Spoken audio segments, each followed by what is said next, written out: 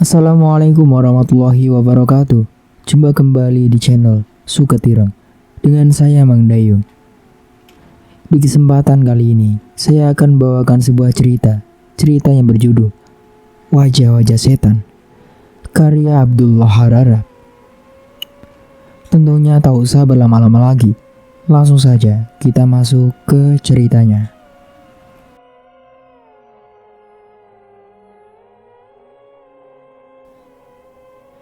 Makhluk itu baru muncul malam berikutnya. Piranti baru saja terlelap ketika Ratno membangunkannya dan berbisik dengan suara gugup. "Aku melihatnya." Miranti segera bangun. Di luar, hujan memang turun, tetapi tidak begitu deras. Suara angin pun tidak terdengar membadai, namun ada kilat menyambar sesekali, dan guntur yang mengguru samar-samar. Miranti dengan gemetar menempel di belakang suaminya ketika Ratno mengajaknya berjingkat-jingkat ke jendela, lalu dengan hati-hati menjikapkan tirai. Gelap sekali di luar, tetapi tidak demikian halnya ketika petir menyambar. Dalam perubahan cuaca yang sekilas itu, kelihatan tumpukan batu-batu hitam di bibir bukit. Selebihnya tak ada apa-apa lagi. "Aku tak melihat." "Shh." Ratno meletakkan jari telunjuk di bibir. Sabar. "Lucu benar kau ini," pikir Miranti. Ia masih gemetar, namun bersama suaminya ia merasa tidak setakut sebelumnya. Anehnya, ketika kilat menyambar lagi di luar rumah, dan ia melihat sesuatu di permukaan tonjolan batu yang paling tinggi. Ia juga tidak setakut sebelumnya. Dengan mata nyalang ia melihat makhluk itu berdiri lurus di atas batu hitam pekat, dengan posisi langsung menghadap ke jendela tempat mereka mengintai. 2 kali petir menyambar. 2 kali Miranti melihat bentuk seperti tandu mencuat di kiri kanan kepala makhluk misterius itu. "Mau apa kau?" Miranti tersentak ketika Ratno berjalan ke pintu. "Memergoki dia." "Dia siapa?" Barulah Miranti ketakutan. "Hantumu yang terkutuk itu." Sebelum Miranti sempat mencerna arti ucapan suaminya, Ratno telah membuka pintu dan dengan kecepatan yang tidak terduga, ia mengambur keluar rumah, berlari di bawah siraman hujan menuju tumpukan batu-batu hitam di tempat ketinggian itu. Guntur menggelegar di langit gelap, dan lantai tempat Miranti berpijak seakan terguncang tiba-tiba. Pada malam yang sama, dalam kamar sempit tak jauh dari belakang pavilion, Supardi gelisah setengah mati. Begitu masuk tidur, ia telah dapat merasakan ada sesuatu yang tengah menunggunya di luar. Sesuatu yang bersembunyi di balik kegelapan malam yang dingin berkabut.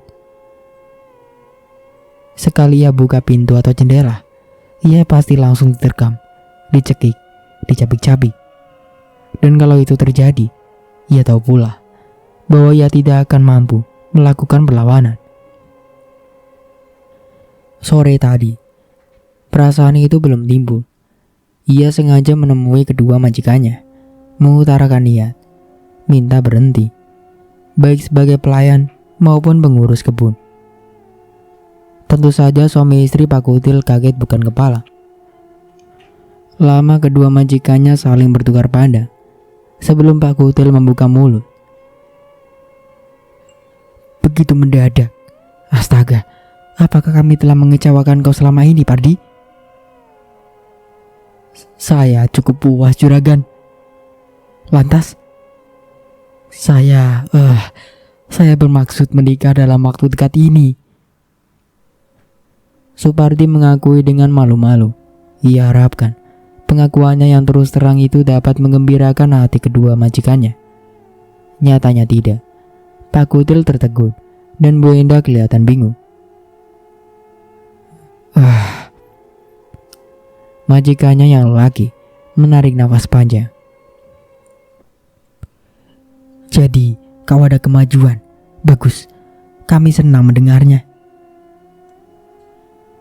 Namun tekanan suaranya yang sama sekali tidak menambahkan rasa senang. Lantas, mengapa harus pindah? Ajak saja istrimu tinggal bersama kita. Ia tidak mau juragan, sudah saya paksa-paksa.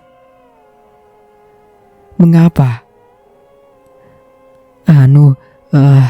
Begini. Ia sudah janda, punya anak 4. Katanya ia tidak ingin menyusahkan. Lagi pula, ia sudah punya rumah sendiri, tak mau meninggalkan rumahnya. Dan apalagi,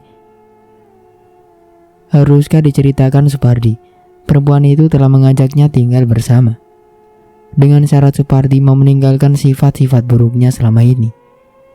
Itu bolehlah. Tetapi ucapan lain dari si perempuan. Perumahan di atas bukit itu, perumahan orang-orang terkutuk. Lupakan mereka. Jangan mau diperbudak setan-setan itu. Mereka semua pasti penjelmaan roh-roh jahat yang tengah merencanakan sesuatu yang mengerikan. Entah apa, tetapi mereka dulu konon orang-orang baik dan menempuh jalan lurus. Pokoknya segala macam hinaan yang mengandung curiga. Kapan kau bermaksud pindah? Mendadak Bu Enda bertanya. Supardi menarik nafas lega. Jadi ia tak harus menceritakan alasan mengapa calon istrinya tidak mau diboyong ke atas bukit dan lebih suka tinggal di rumahnya. Sesudah membasahi bibir yang sempat kering, Supardi menjawab. Sore ini juga juragan. Kaget lagi suami istri itu. Tetapi tidak lama, Bu Enda kemudian pergi meninggalkan rumah tanpa berkata apa-apa. Sedang suaminya, setelah termenung cukup lama, menatap Supardi dengan wajah muram. Katanya, sebenarnya kami merasa berat melepaskanmu, tetapi karena tampaknya pendirianmu cukup teguh, apa boleh buat? Baiklah, begini, saat sekarang kami tidak punya uang kontan yang cukup membayar sisa gaji dan pesangonmu, datanglah lain kali. Namun kami ingin memberimu sebuah tanda mata. Pak Kutil tertatih-tatih pergi ke gudang. Ketika kembali, ia memegang sesuatu yang terbungkus kertas dan segera ia sodorkan ke tangan Supardi. Ia menerimanya dengan kepala dipenuhi tanda tanya. Maklum, jalan pikiran pelayannya. Pak Kutil menerangkan.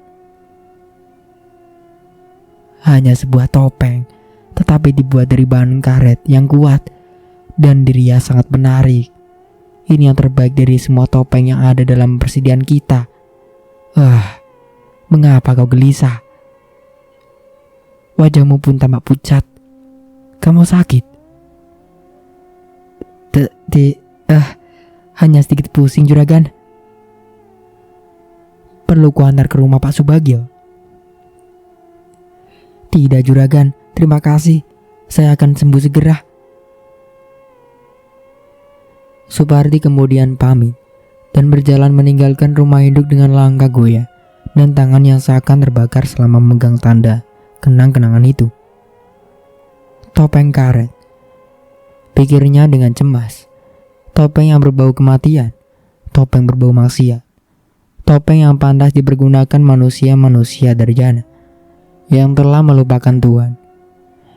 Ia berani mengatakan seperti itu karena ia sudah tahu. Bahkan bukan sekali dua ia telah melihat bagaimana topeng-topeng aneh menari-nari di bawah jilatan rembulan.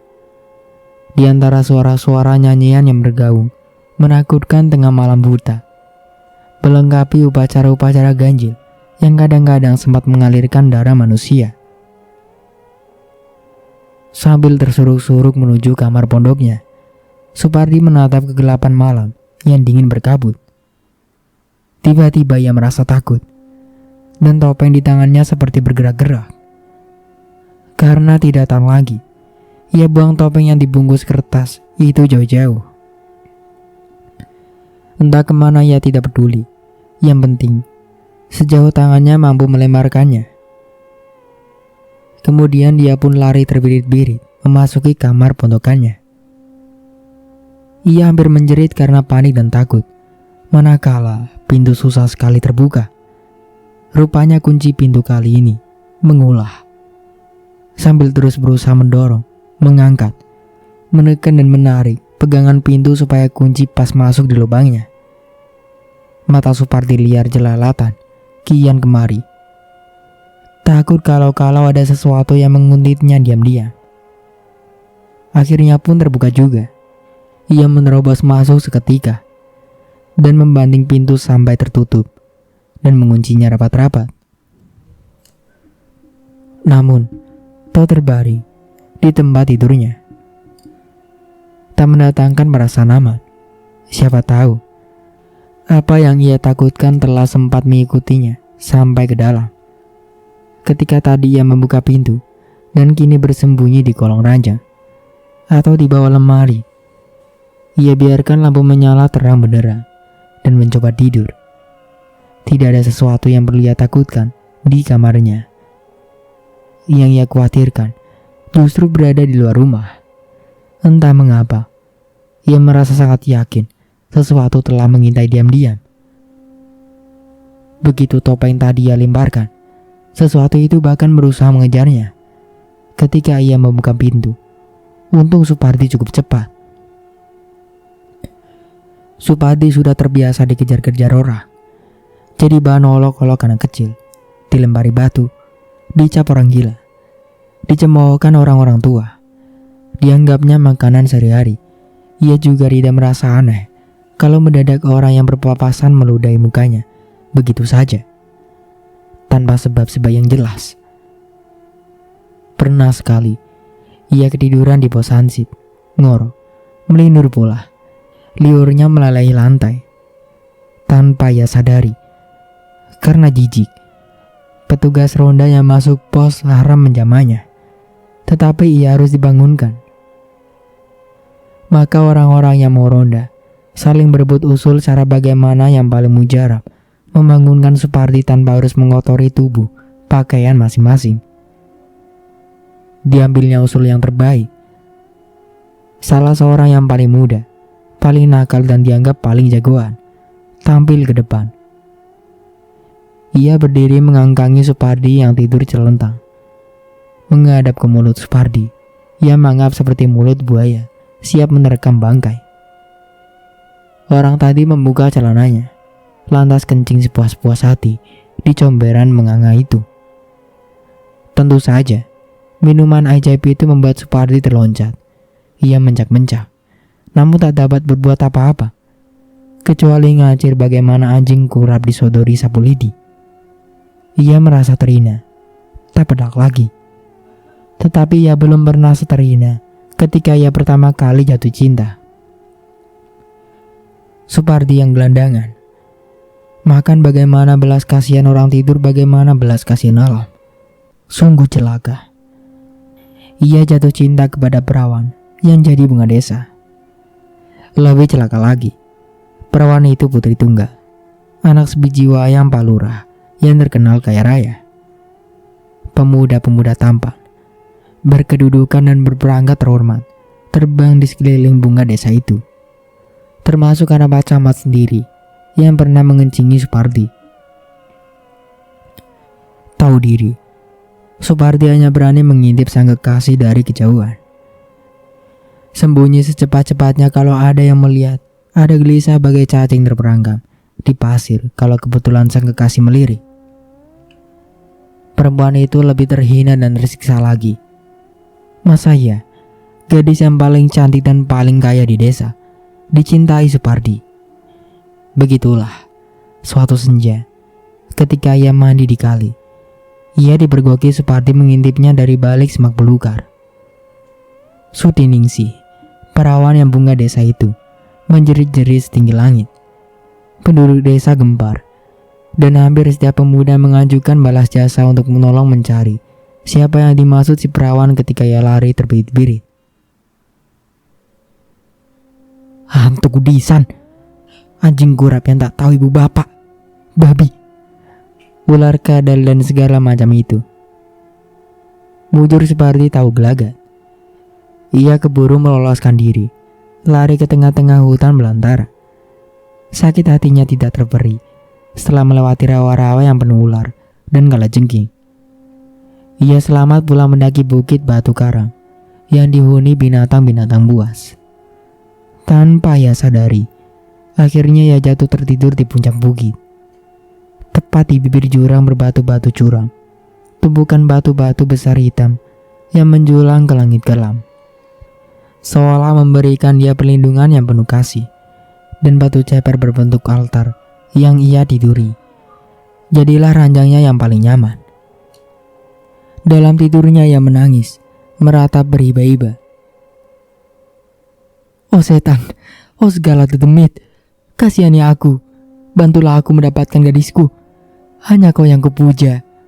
Oh penguasa malam yang hitam, perlihatkan rupamu, biarlah aku mengabdi. Alam seolah mendengar puji-pujinya. Dari langit hitam pekat, hujan mendadak tercurah. Tumpah dari tempayan raksasa, disertai suara guru yang menggelegar dan petir yang menciutkan hati. Seketika itu juga Supardi basah kuyup, dan udara malam yang dingin seolah menghentikan jalan darahnya. Lumpuh dan tak berdaya, ia lengket jadi satu dengan batu yang ia tiduri. Belum habis kaget dan rasa takutnya, mendadak ia dengar suara rendah tetapi menyentuh, sampai ke sanubari. Kau memanggilku Supardi? Berharap ada seseorang yang ia kenal dan tiba-tiba menaruh belas kasihan. Mata Supardi jelalatan macam kian kemari. Tak satu pun yang dapat ia lihat, kecuali pepohonan berdaun rimbun, semak belukar penuh anak duri, dan tumpukan batu-batu hitam menyeramkan tetap di depan biji matanya. Aku di sini, Supardi. Ujar suara itu lagi lebih keras. Siapa kau? Mengapa kau tahu namaku? Supardi berteriak, mencoba mengatasi riuh rendahnya hujan badai serta angin topan yang melanda. Aku penguasamu, anak manusia. Petir menyambar beberapa kejap, lalu Supardi melihatnya. Tegak di puncak batu yang paling menonjol tinggi, tampak sesosok tubuh besar, kekar, hitam dan dahsyat. Dengan mata merah saga dan tanduk di kiri, kanan kepala. Makhluk itu menyeringai, tetapi Supardi tidak melihat gigi, lidah, atau rongga kecuali gua yang sempit dan dalam di bawah mata yang melotot merah, bernyala-nyala itu. Supardi makin lengket ke altar. Apa yang kau inginkan dari aku yang melarat ini? Supardi meratap ketakutan. Menolongmu. Apa? Melindungimu. Mana mungkin. Bahkan memperoleh kekasih yang kau idam-idamkan. Apa? Aku tak... Siapa? Mengapa? Supardi tergagap. Anehnya, keberanian mulai muncul sedikit demi sedikit. Ia nekat tengadah menatap makhluk itu, seraya bertanya ingin tahu. Kau tidak dapat meludahiku, tidak akan mengencingi aku, tidak akan memperolok-olok aku. Si jelita yang malang, itukah yang kau dapat dari satu ningsi? Kau tahu pula siapa kekasihku. Aku tahu apa saja yang kau dan manusia-manusia di sekelilingmu tidak pernah tahu. Dengarkan. Sebuah tangan hitam, kokoh panjang, menuding ke altar. Di situ, kelak, perawannya harus kau serahkan padaku. Perawan satu ningsi? Bukan, ia milikmu. Aku minta yang lain. Perawan dari hasil perkawinanmu dengan Satu Ningsi. Pernikahan aku dan Satu Ningsi? Ah, jangan main-main kau, raja segala hantu dan demit. Terdengar tawa membahana, seolah memeruntuhkan bukit terjal itu, sehingga Supardi ambil ancang-ancang untuk meloloskan diri. Segera suara itu reda, ia kembali memperoleh semangat. Lebih-lebih makhluk itu dengan khidmat berujar, di dunia kita sekarang, abdiku, apapun dapat diatur. Apalagi hanya menjodohkan kau dengan Satu Ningsi. Tetapi ingat, anak perawanmu kelak. Kalau laki-laki yang lahir, anak perawan ku bilang. Jangan banyak cincong kau. Mendengar itu, Supardi menciut kembali ketakutan. Anakmu perempuan, ku minta ia, setelah cukup umur dan melewati haidnya yang pertama, tidurkan ia di tempat korban sekarang dan biarkan kami berdua. Sekali lagi, biarkan kami berdua. Dengar? Iya Paduka, saya dengar. Junjunganku. Supardi menyembah-nyembah, menciumi batu altar dengan hormat yang berlebih-lebihan. Tetapi kalau aku boleh tahu, mau kau apakan anak perempuanku yang cantik dan cakep itu? Supardi bersimpuh, menahan senyum. Satu Ningsi bunga desa, pikirnya. Dan aku, paling tampan, paling cakep, dan semua laki-laki yang berebut mengambil hati Satu Ningsi. Cuma, Satu Ningsi buta, tidak melihat kenyataan. Kelak, Satu Ningsi bakal tahu setelah anak mereka lahir. Cantik seperti ibunya, cakep seperti ayahnya. Tidak ada sautan, juga tak ada guru, tak ada petir, tak ada hujan, tak ada angin topan. Namun pakaian Supardi basah kuyup, seolah baru saja keluar dari dalam lubuk yang ingin membeku. Semak belukar di sekelilingnya hancur, dan beberapa batang pohon ia lihat baru saja tumbang. Akar-akarnya seolah direnggut dari dasar bumi. Selagi ia ternganga, matahari terbit perlahan-lahan. Segera ia membiasakan matanya, dan mencut manakala ia dengar langkah-langkah kaki mendekat di permukaan tanah, lembab dan becek. Ia takut untuk melihat. Karena itu ia takupkan wajah di balik kedua telapak tangan. Namun rasa ingin tahu tidak dapat ia bendung. Di antara jari jemari yang sengaja ia longgarkan diam-diam, dapatlah ia mengintip siapa yang datang. Manusia, seperti dirinya. Memang bertubuh tinggi besar, kulitnya pun hitam pekat. Namun jelas, yang mendekat itu tetap manusia. Manusia itu tersenyum ramah tamah. Senyum serta keramahan yang baru pertama kali diperoleh Supardi selama ia hidup. Disusul suara lembut menyapa.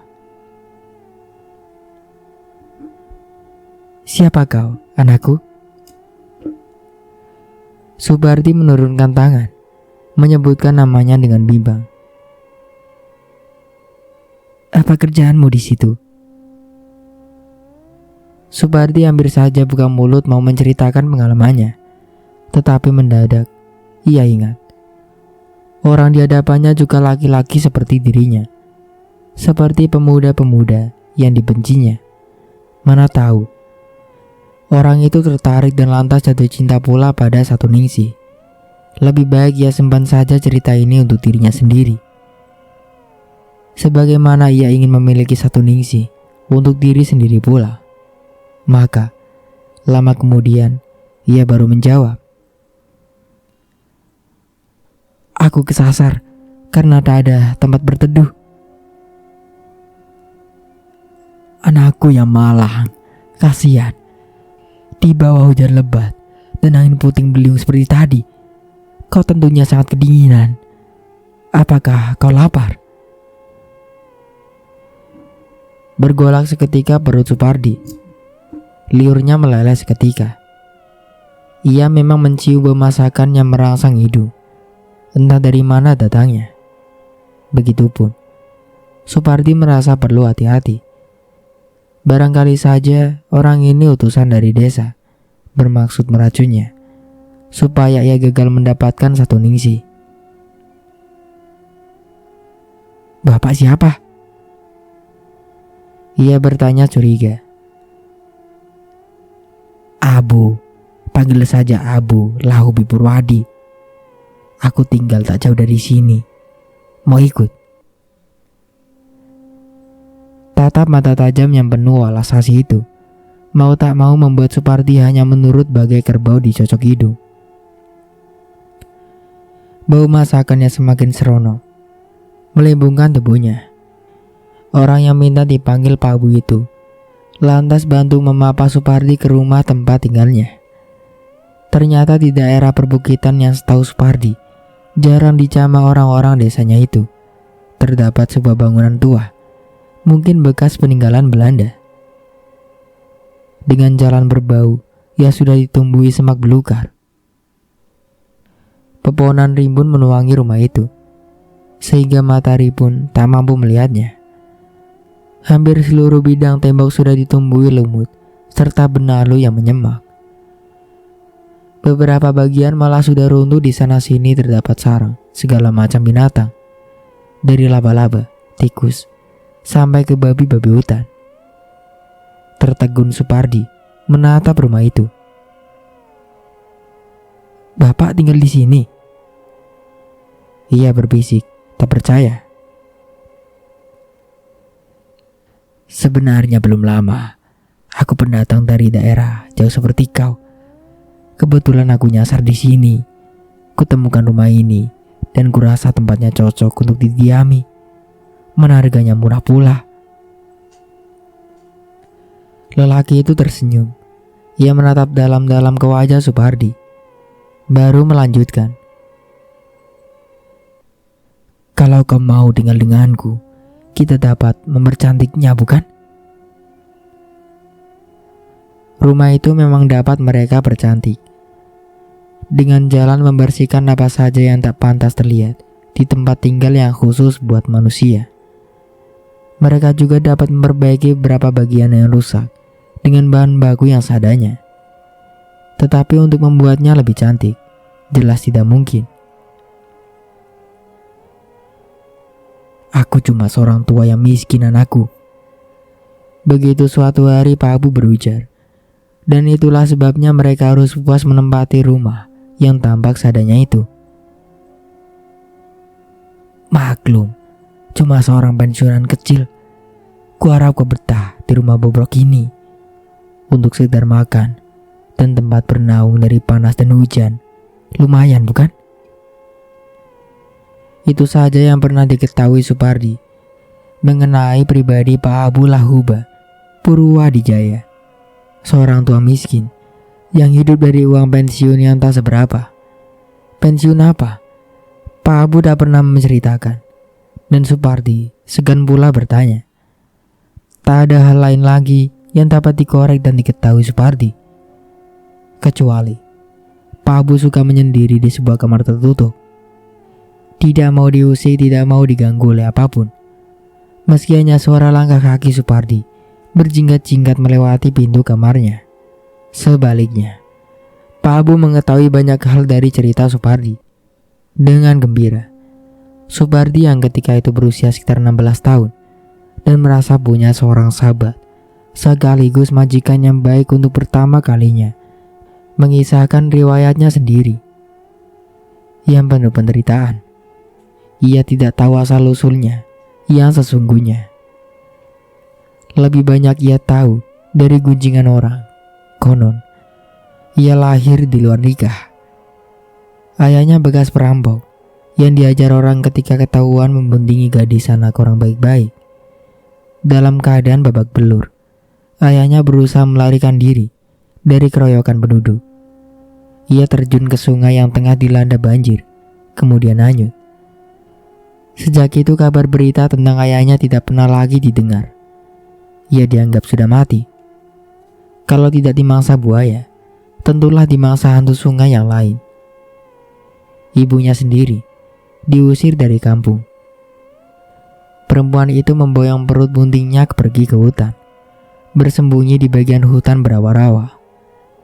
Mujur ada seorang dua penduduk yang menaruh belas kasihan. Ia mendapat kiriman makanan sekali, namun tidak tetap. Jumlahnya pun tidak memadai. Kemudian, karena tampak perempuan itu semakin buruk, karena harus hidup seorang diri di hutan berawa-rawa, membuat orang mulai takut mendekatinya. Ia setengah gila, hampir lupa siapa-siapa penolongnya, sehingga ia beberapa kali hampir mencelakakan orang yang datang dengan itikat baik. Begitupun ketika Supardi dilahirkan. Perempuan itu tetap seorang ibu yang penuh pengabdian pada bayinya. Supardi besar dan tumbuh di tengah ratap tangis dan penderitaan ibunya. Harus mencari makan sendiri sambil menggendong bayi. 6 tahun kemudian, ibunya meninggal di batu ular. Supardi melolong, menangis meratap-ratap dalam usahanya membangunkan sang ibu yang dikiranya jatuh tertidur. Ketika mayat ibunya mulai membusuk, ratap tangis Supardi didengar orang yang kebetulan lewat untuk mencari kayu bakar. Mayat ibunya dibenamkan ke dalam rawa, dan Supardi dibawa ke desa oleh orang yang menemukannya, Malang. Semenjak ia menetap di desa, orang tua angkatnya terus-menerus tertimpa musibah. Ingat masa lalu orang tua Supardi, maka orang-orang pun mengatakan bahwa Supardi anak pembawa sial. Terpaksa ia diusir dari rumah, hidup bergelandangan dari belas kasihan orang.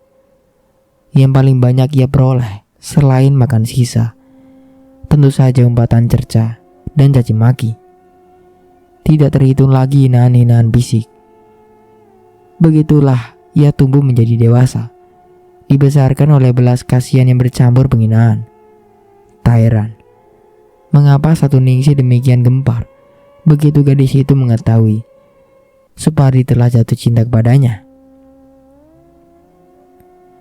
Sabar anakku. Pak Abu menepuk-nepuk bahu Supardi. Tiap kali Supardi selesai bercerita, lantas saja menangis terseduh-seduh. Bukan satu ningsih saja perempuan yang ada di dunia ini. Tidak, buat Supardi hanya satu ningsih. Satu-satunya perempuan yang pernah ada untuk ia cintai. Pikiran itu terus mengganggunya. Ia hanya terhibur bila Pak Abu mempercakapkan hal-hal lain. Misalnya, "Di sini anakku," kata orang tua yang miskin itu. "Kau tak akan terhina lagi. Orang akan menyayangi engkau dan keturunanmu apabila kau bersikap baik kepada mereka, mau membantu apa saja pekerjaan mereka yang dapat kau bantu, setia, dan tidak melanggar janji. Ingatlah itu, pandai-pandai membawa diri." Lalu Pak Abu menggambarkan daerah perbukitan itu tak lama lagi bakal ramai. Tempat itu cocok untuk perumahan, dan orang-orang yang mau membangun rumah di atas bukit pastilah orang-orang kaya dan terhormat. Bersama mereka lah kau akan hidup dan menggantungkan masa depanmu. Begitu Pak Abu selalu mengingatkannya. Betapa jitu ramalan Pak Abu. Gumam Supardi sendirian, seraya menarik selimut sampai ke lehernya. Udara malam bertambah dingin juga. Di luar, suasana sepi mencekik, mulai dimeriahkan oleh bunyi guruh dan petir yang menyambar sesekali. Tak lama kemudian, hujan pun terdengar turun renyai-renyai, membasahi atap-atap rumah mewah di sekeliling bukit. Rumah-rumah di mana orang-orang kaya dan terhormat, sepeni kata Pak Abu, tinggal menetap, baik berpasang-pasangan sebagai suami istri maupun sendiri-sendiri. Ada duda, ada janda, malah seorang janda menikah di tempat barunya dengan seorang duda. Sesuai dengan yang diamanatkan Pak Abu, pelan-pelan Supardi menyesuaikan diri. Ia mengerjakan apa saja yang dapat ia bantu. Kalau ada seorang pendatang membangun rumah tempat tinggal atau menetap di rumah yang telah dibangun orang lain sebelumnya, dari mulai kulit kasar sampai pekerjaan mengepel lantai dan mencuci piring, kemudian ia kerjakan dengan baik. Semua orang boleh dikatakan menyenangi Supardi, dan semua mereka berusaha mendapatkan satu ningsih untuk dijodohkan dengan Supardi. Entah bagaimana caranya, niat itu terkabul juga. Itu beberapa tahun kemudian, setelah satu ningsih kawin cerai sampai 3 kali, dan tiap kali suaminya mati tak lama setelah menikah. Ada yang karena kecelakaan di jalan raya, ada yang sakit demam malaria, dan yang ketiga, sakit ingatan lalu bunuh diri. Masih terbayang di mata Supardi pertemuan mereka yang beriwayat. Pagi itu Supardi menyusuri sungai, mancing. Karena lagi sial, ia tak dapat ikan cukup banyak. Ia terpaksa sering berpindah-pindah tempat, sampai akhirnya ia tiba di sebuah belokan sungai, di tempat mana ia melihat seorang perempuan tengah bergulat melawan 3 orang laki-laki muda yang rupanya mencoba memerkosanya. Supardi menjatuhkan salah seorang dari mereka dengan sekali tinju. 2 yang lain kabur terbirit-birit. Yang jatuh bangkit dengan segera. Lantas lari pula sifat kucing tanpa menoleh lagi ke belakang. Bernapas lega, Supardi menatap perempuan yang terkulai lemah dengan kaki terjulur di tebing sungai itu. Si perempuan balas menatap, dan mereka sama-sama terkejut. "Ningsih?" Supardi berbisik parau. Bukankah kau Pardi?" Meski cuma buruh rendahan, namun tinggal di tengah-tengah lingkungan orang kaya serta beradab, mempengaruhi penampilan Supardi di depan mata satu ningsih. Perempuan itu masih ingat masa lalu, namun tidak menjerit apa lagi, melarikan diri ketika Supardi membantunya berdiri. "Mari, kuantar pulang."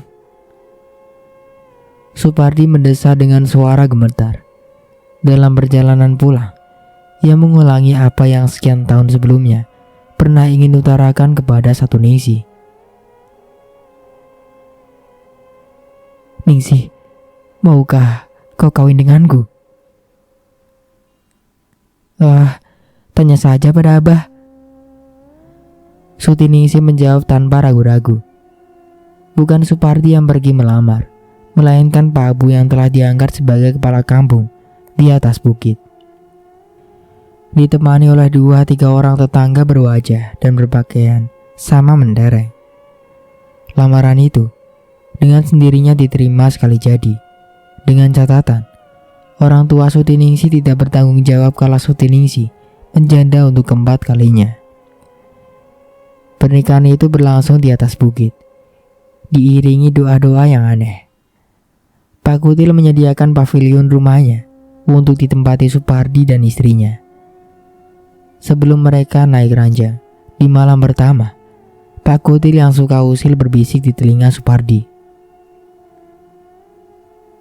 "Shh, pelan-pelan naiknya." Bu Kutil membentak suaminya gusar. Pak Kutil enak saja menyahut. "Dasar kau jorok, Bu. Yang ku maksud naik tempat tidurnya. Salah satu kaki tempat tidur itu bukankah pernah patah?" Supardi itu berbahagia dengan istrinya. Namun, musibah yang dibayang-bayangkan orang ketika Supardi melamar Suti Ningsih terjadi juga. Hanya kali ini berbeda. Supardi tetap hidup, segar bugar. Yang meninggal justru Suti-Ningsih.